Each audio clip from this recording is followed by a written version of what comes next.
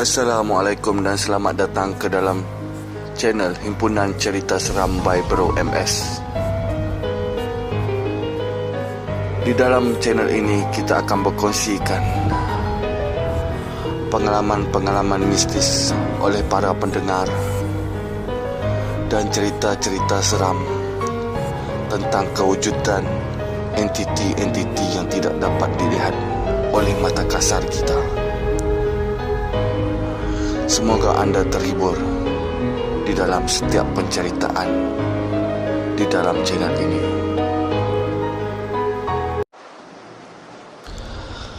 Assalamualaikum. Kisah Jalan Subang Airport. Aku nak rehat sekejap dari cerita politik. Aku nak kongsi cerita dengan korang semua apa yang aku alami malam tadi. Selalunya, setiap hari Isnin dan Khamis, aku ada game badminton. Mula jam 9 malam sehingga 11 malam. Seperti biasa, kalau ada game badminton, aku akan lepak di office buat apa yang patut sementara menunggu game tu start. Sebabnya, nak ulang alik rumah ke Dewan tu jauh, babe. Cimat kos konon-kononnya. Selalunya, bila nak pergi main badminton, aku akan usung laptop aku. Sebab habis game terus balik rumah. Tapi semalam, entah apa punya angin atau buang tebian agaknya, aku plan lepas badminton pergi office, siapkan kerja sikit, ambil laptop dan balik. Bodoh punya perancangan. Selesai badminton, lepak dengan kawan-kawan, minum kat Maple. Sampai office dah jam 12 lebih. Mengadap laptop, sempatlah buat posting yang cut and paste je. Tu yang kat bawah tu nak siapkan kerja konon hampir. Badan letih boleh perah otak ke? Tuk-tuk masuk pula SMS dari Puan Permaisuri berbunyi, balik pukul berapa? Tolong beli susu Alia dah habis. Sorry lambat bagi tahu. So aku jawab okey je. Kepala otak menerawang, kat mana aku nak beli tengah malam buta ni. Sambil kemas barang dan kunci office, cari kat kedai 711 tak ada. Mariau cari dan cari, jumpa juga akhirnya. Tapi paket kecil, boleh je lah. Janji ada stok buat sementara dan si kecil tu, aku tu tak kelaparan malam ni. Usaha tangga kejayaan, babe. Dalam perjalanan balik, aku singgah di Petronas Subang Airport untuk mengisi minyak. Waktu tu lebih kurang sudah pukul 2 pagi macam tu. Selesai isi minyak, sewaktu nak keluar dari kawasan stesen minyak tu, aku rasa lain macam je. Bila masuk jalan besar, aku rasa kereta aku berat semacam dan bulu roma meremang semacam je. Dalam hati aku berkata, something wrong ni. Dan bila aku lihat cermin pandang belakang, berderau darah aku. Dah mulalah tak tentu arah. Dalam pada tu, aku buat-buat pandang ke kerusi sebelah kiri sambil menjeling ke belakang. Alamak, confirm ada something kat kerusi belakang. Lepas tu, aku cuba nak alihkan cermin pandang belakang. Tapi risau pula nanti aku tak nampak aktiviti dia kat belakang. Buatnya dia hulur tangan kat leher aku lagi naya. Nak tak nak, tabahkan hati dan kontrol maco. Tiba-tiba je aku dah mula berpeluh kerana terkejut dan gabrah. Bila aku dah dapat kontrol diri, dah hilang rasa panik, mental dalam keadaan stabil, aku mula baca apa yang patut dan bercakap dengan Minah yang tak diundang ni. Rambutnya lurus menjurai melepasi bahu dan berbaju hitam ke kelabu aku tak pasti. Kerana dalam keadaan samar berharapkan lampu jalan, mungkin baju lusuh dah lama tak basuh agaknya. Sayangnya muka dia aku tak nampak. Adakah secantik model kapal selam atau secantik model Indonesia yang berumur 17 tahun tu, atau seiras Angelina Jolie, aku tak pasti. Aku kata padanya, engkau makhluk, aku pemakhluk. Pencipta kita Allah Subhanahu Wa Taala. Bezanya aku, ini makhluk yang dimuliakan. Engkau naik kereta aku tanpa izin. Aku hantar kau ke tempat yang kau naik tadi, dan aku nak kau turun di situ. Korang bayangkanlah suara aku bercakap masa tu, tergagap-gagap macam MB Selangor tu. Kalau angkat nikah sah kena ulang berpuluh kali, tapi nak buat macam mana, darurat babe. Itu pun aku bersyukur pasal dia tak menjawab balik. Kalau tak, macam manalah suara dia. Sure lentok habis macam si Minah belakang Kowloon tu agaknya. Siapa yang tahu jalan dari Subang Airport menghala ke Lebuh Raya Persekutuan boleh agak berapa jauhnya. Nasib baik sekarang ni dah ada U-turn ke arah Damansara. So aku buat U-turn kat situ dan menghala ke arah bulatan Subang Airport untuk buat U-turn sekali lagi menghala ke arah stesen Petronas tadi. Tapi seksanya kereta aku punya berat tak tahu nak bayangkan.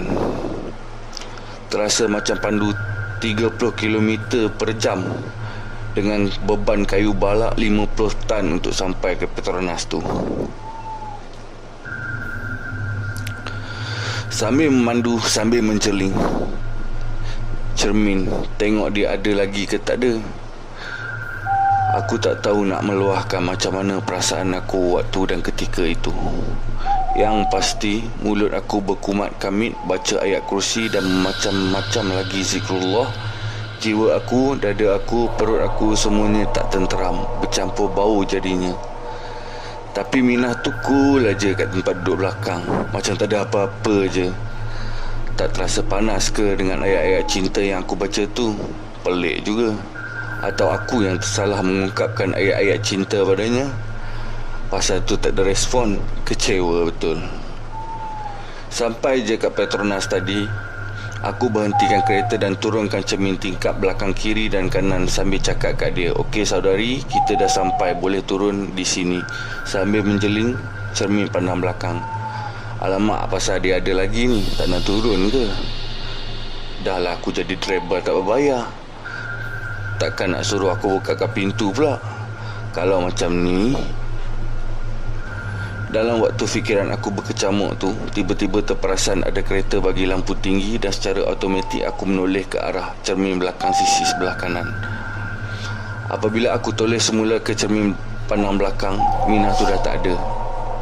Aku pusingkan badan menoleh ke belakang untuk kepastian. Okey, confirm dia dah belah. Masa bila dia keluar pun aku tak tahu. Pantas betul. Aku tadah tangan berdoa, ucapkan syukur Alhamdulillah, amin, dan ucapkan selamat jalan kat dia, suruh dia take care and be careful.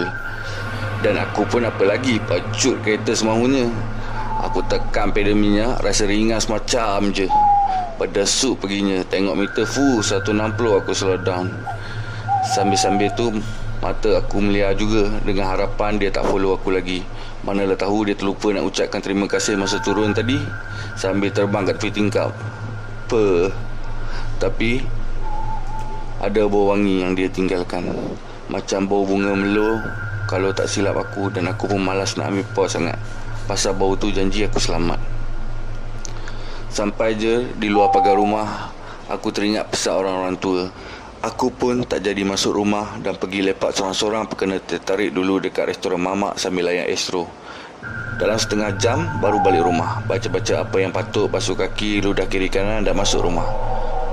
Cumanya aku tak boleh tidur dan lelapkan mata. Masih terbayang-bayang lagi pada Minah tu. Saat aku taipkan cerita ni, aku masih berfikir dan merenung perkara malam tadi. Mungkin ada hikmahnya, dan aku masih tercari-cari lagi jawapannya. Apa pun syukur Alhamdulillah, sifat takut dan panik dapat aku atasi, walaupun kecut perut juga dibuatnya. Lagipun mungkin kerana pengalaman dengan gangguan makhluk halus sebelum-sebelum ini membuatkan aku terkawal sikit. Walaupun terkejut pada mulanya, padahal sebelum ini aku hanya bertemu sipi-sipi je dan dari jarak jauh, bukannya face to face macam ni dan dalam suasana yang agak lama masanya. Nasihat serta petua orang tua yang aku gunakan pun banyak membantu.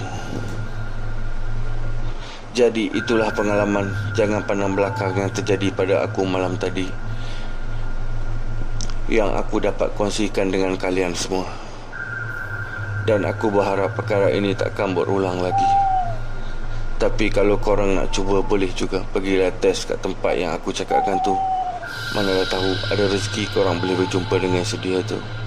Untung sabut timbul, boleh buat bini. Sebelum ini pun ada juga aku dengar cerita berkenaan Alang Sui kat bulatan Subang Airport tu. Cumanya tak sangka boleh berlaku pada aku malam tadi. Aku ingatkan hanya rekaan semata-mata. Rupanya real. Tapi aku rasa ini hantu baik lah agaknya, sebab dia tak cekik aku dan dapat aku berkongsi cerita dengan korang semua. Walau apa pun, innalillahi wa innalillahi raji'un. Semuanya di dalam kekuasaannya. Okey bro, MS ucapkan terima kasih kepada pendengar yang sudi berkongsikan cerita seram mereka kepada email BroMS. Jadi kepada para pendengar yang ingin berkongsikan cerita seram anda bersama pendengar yang lain, bolehlah email kepada BroMS di alamat email yang tertera. Sumbangan sagu hati akan diberikan kepada cerita yang terpilih. Sekian saja untuk cerita kali ini. Kita bertemu lagi di himpunan cerita seram by BroMS di episod yang akan datang. Sekian, Assalamualaikum.